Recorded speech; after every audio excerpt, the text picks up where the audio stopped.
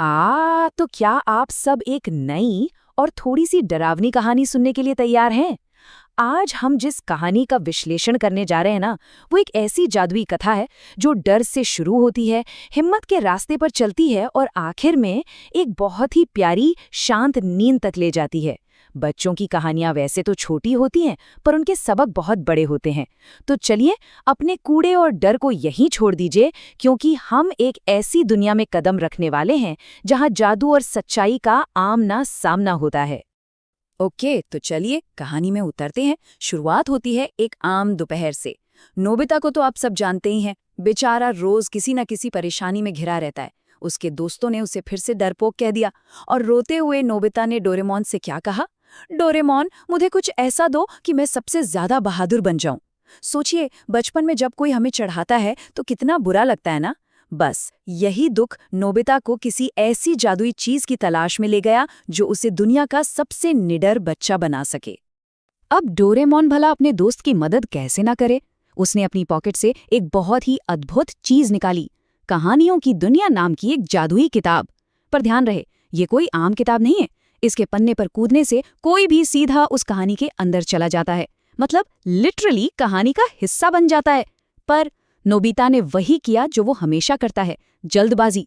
बिना सोचे समझे उसने एक पन्ना पलटा और सीधा उसके अंदर छलांग लगा दी। डोरेमोन बस घबराकर देखता रह गया, क्योंकि नोबिता गलती से काली चुड़ैल का श्राप वाले भयानक चैप्टर में कूद चुका था। ओहो, अब क्या होगा? वहां पहुंचते ही बिल्कुल अंधेरा, एक घना, काला और डरावना जंगल। यहाँ इतना अंधेरा था कि अपना हाथ भी ना दिखे। और सबसे डरावनी बात बताऊं, यहाँ के पेड़ों की शाखाएं, मतलब ब्रांचेस, बिल्कुल ऐसी लग रही थी जैसे लंबे, पतले, अजीब से हाथ आपको पकड़ने के लिए आगे बढ़ रहे हों।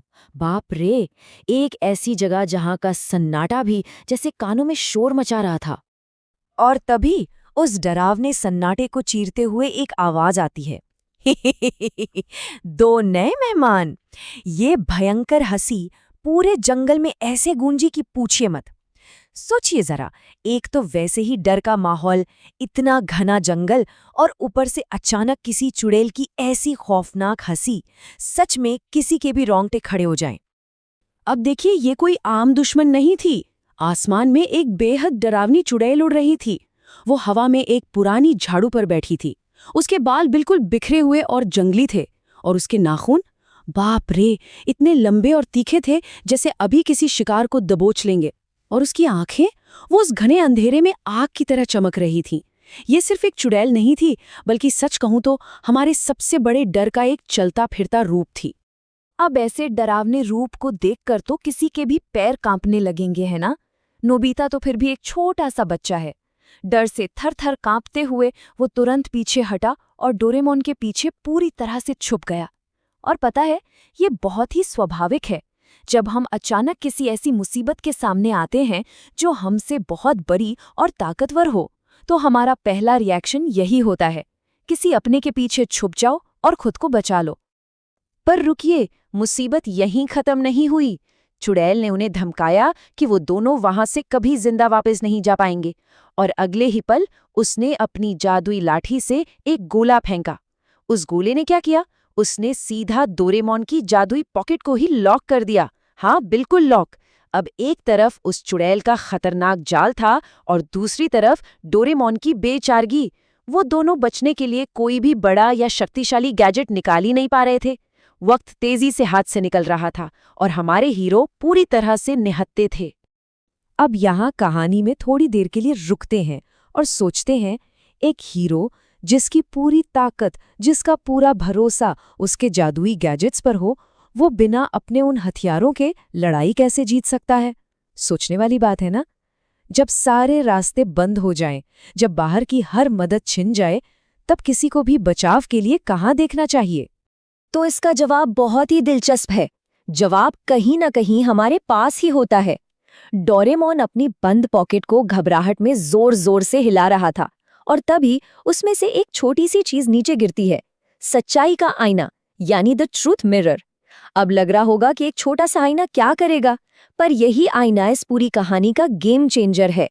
अंधेरा और झूठ चाहे कितना भी विशाल क्यों ना हो, उसको काटने के लिए एक छोटा सा सच ही काफी होता है। और ये छोटा सा आईना बिल्कुल यही जादू करने वाला था। यहाँ से कहानी बहुत तेजी से पलटती है। एक तरफ पॉकेट लॉक है, दूसरी तरफ पॉकेट हिलाने पर सच्चाई का आईना जमीन पर गिर चुका है। चुड़ैल उन पर बस हमला करने ही वाली थी कि डोरामोन ने जोर से चिल्लाकर नोबिता से कहा कि वो उस आईने को चुड़ैल की तरफ उठाए। नोबिता डर से कांप रहा था, पर इस बार उसने डर को खुद पर हावी नहीं होने दिया। उसने अपनी सारी हिम्मत, सारी ताकत जुटाई और उस आईने को हवा में बिल्कुल ऊंचा उठा दिया। और जानते हैं क्या हुआ? जैसे ही चुड़ैल ने उस सच्चाई के आईने में खुद की शक्ल देखी, उसका असली रूप सबके सामने आ गया। वो कोई शक्तिशाली डरावनी राक्षसी नहीं थी, बल्कि सिर्फ एक काले धुएं का गोला थी। सच्चाई के सामने झूठ की बस इतनी ही औकात होती है। और उसके बाद का दृश्य, वाह! जैसे ही सच्चाई सामने आई, उस आईने से एक इतनी चौंधियाने वाली तेज रोशनी निकली कि उसने चुड़ैल के पूरे जादू और भरम को चकनाचूर कर दिया। वो काला धुआं जोर से चीखा और हवा में गायब हो गया। वो डरावना घना काला जंगल जैसे पलक झपकते ही मिट गया, बिल्कुल किसी बुरे सपने की तरह। और फिर कहानियों की दुनिया की उस किताब ने उन दोनों दोस्तों को सुरक्षित उनके अपने कमरे में वापस भेज दिया। डर का वो भयानक साया अब पूरी तरह छट चुका था। बच गए दोनों।